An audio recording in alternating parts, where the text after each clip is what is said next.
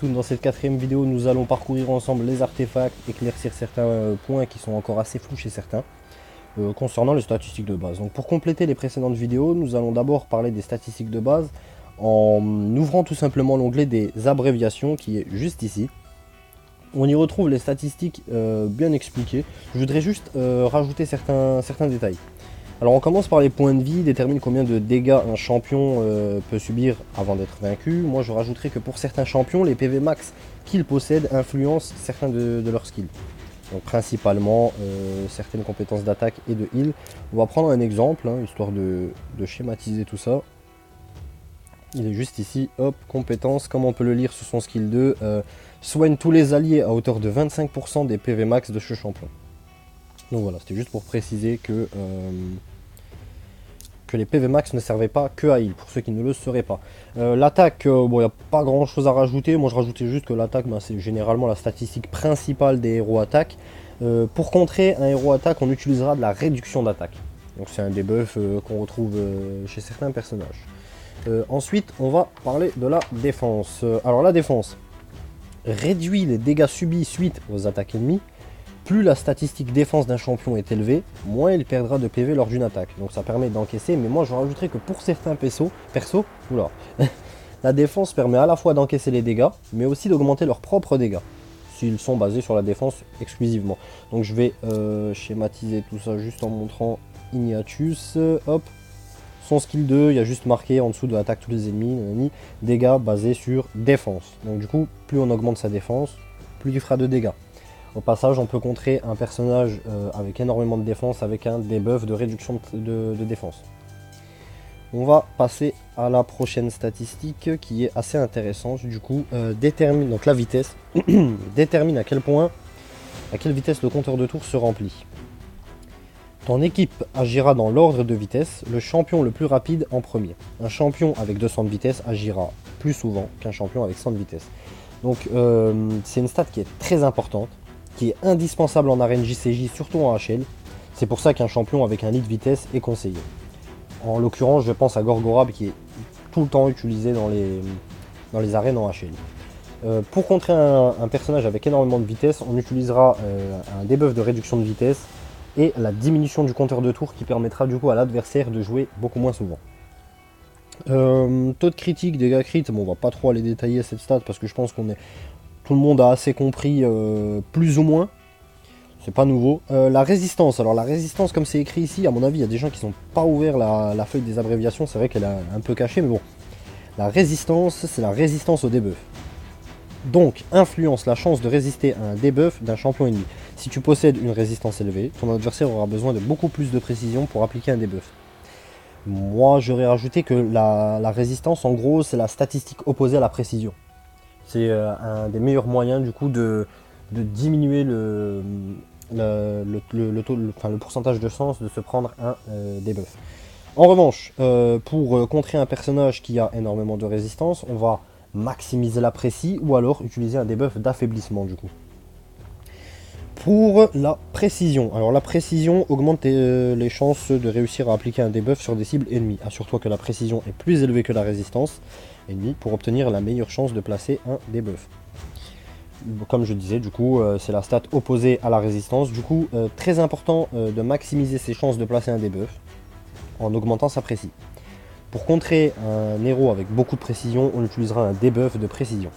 Un debuff réduction de précision du coup. Maintenant que nous avons éclairci les statistiques de base, nous allons passer aux artefacts. Alors hop, on va déjà ouvrir cette fenêtre. On va commencer par celui-ci. Pour présenter cette partie, nous allons tout d'abord commencer par définir ce qu'est un artefact. Alors c'est vrai que c'est assez compliqué, mais bon. Ce sont les pièces d'équipement classées par ordre de puissance, symbolisées par des étoiles possédant des statistiques de base et des stats secondaires. On va expliquer ça plus simplement, nous allons prendre un artefact au hasard dans notre coffre, expliquer la différence, etc. Donc là on a pris l'arme 3 étoiles du set attaque. Comme on peut le voir déjà, on sait que c'est une pièce du set attaque. Le set attaque, entre parenthèses il y a marqué 2, c'est-à-dire que c'est un set d'artefacts 2 pièces. Il faudra donc 2 pièces, c'est ça, comme on peut le voir entre parenthèses, il faudra donc 2 pièces pour débloquer la possibilité, pour débloquer les passifs en gros. Comme on peut le voir, il est 3 étoiles. 3 étoiles qui donne attaque 12 et il est violet et épique. Donc déjà, on va commencer par le fait qu'il soit 3 étoiles.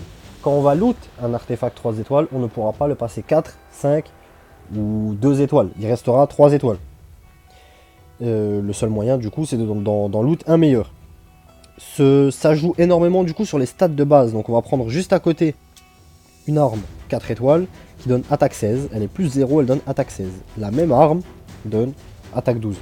Une arme 4 étoiles aura plus de stats de base qu'une arme 3 étoiles. Pareil, une arme 5 étoiles aura plus de stats de base qu'une arme 4 étoiles.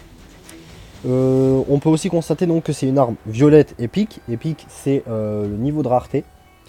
Ça part de commun qui est blanc, peu commun vert, rare bleu, et après épique violet, bien évidemment.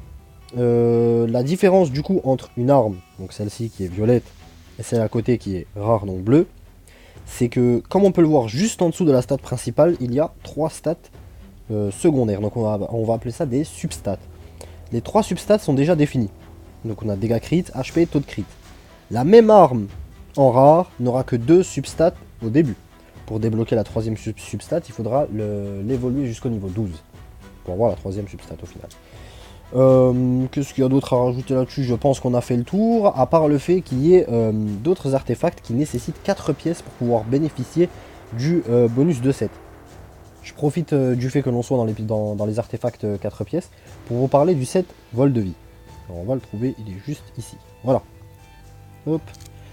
Le set vol de vie, c'est un set qui permet de soigner de 30% des dégâts infligés, comme on peut le voir. Il nécessite d'avoir 4 pièces vol de vie pour pouvoir bénéficier de ce passif. Pour moi, je vous conseillerais personnellement du coup de privilégier ce set au début de votre partie à votre starter en gros. Je me suis mal exprimé, mais dans le sens où déjà première semaine vous allez recevoir un set vol de vie complet avant de récupérer la chamane en bonus de connexion. Plus vous pouvez aller le farmer dans l'antre du dragon. Moi je vous conseillerais déjà de privilégier ce set pour votre starter. Alors il permet de soigner de 30% le héros en fonction des dégâts infligés certes. Ce qui va vous permettre à la fois de rester en vie plus longtemps, mais aussi de faciliter l'accomplissement de la campagne en 3 étoiles. Je précise au cas où, pour remporter la campagne en 3 étoiles dans une étape, il faut finir avec 2 personnages au lieu de 4 sans aucune perte. Donc chaque étape, il faut les finir avec 2 personnages au lieu de 4 sans perdre un seul perso. J'en profite pour vous conseiller d'utiliser le set 4 pièces bouclier sur un héros défensif PV. On va aller regarder directement le set bouclier qui est juste en dessous. Donc ce set là, je m'excuse hein, du coup si je tousse un peu parce que je suis énormément pris à la gorge. Sur ce set bouclier 4 pièces, bouclier de plus 30% des PV des alliés pendant 3 tours. Donc comme je l'ai équipé sur mon reine bestial, il me permet de placer un buff de bouclier de 30% de PV des alliés dès le début du combat, et cela pendant 3 tours. Très intéressant du coup, ça augmente votre... En fait, si vous ne tapez pas en premier, vous allez résister au moins aux premières attaques. Super important, et ceci se réinitialise à chaque vague d'ennemis en fait. Donc sur les 3 vagues, hein, les 2 premières vagues et la dernière vague avec le boss. Du coup pour la partie conseil, je pense qu'on a fait un peu le tour, hein. On va terminer ça juste avec quelques petits conseils. Je vous recommande vivement du coup de ne rien dépenser comme ressources, si ce n'est l'énergie du coup. Économisez un maximum d'argent, économisez les gemmes, n'équipez pas n'importe quel artefact sur vos champions, parce qu'il faut dépenser de l'argent pour retirer et conserver un artefact. Si je veux enlever par exemple, je sais pas moi, tête précision sur Inatus, pardon. Si je veux l'enlever, eh ben, je vais devoir payer 50 000 vu que c'est un 5 étoiles.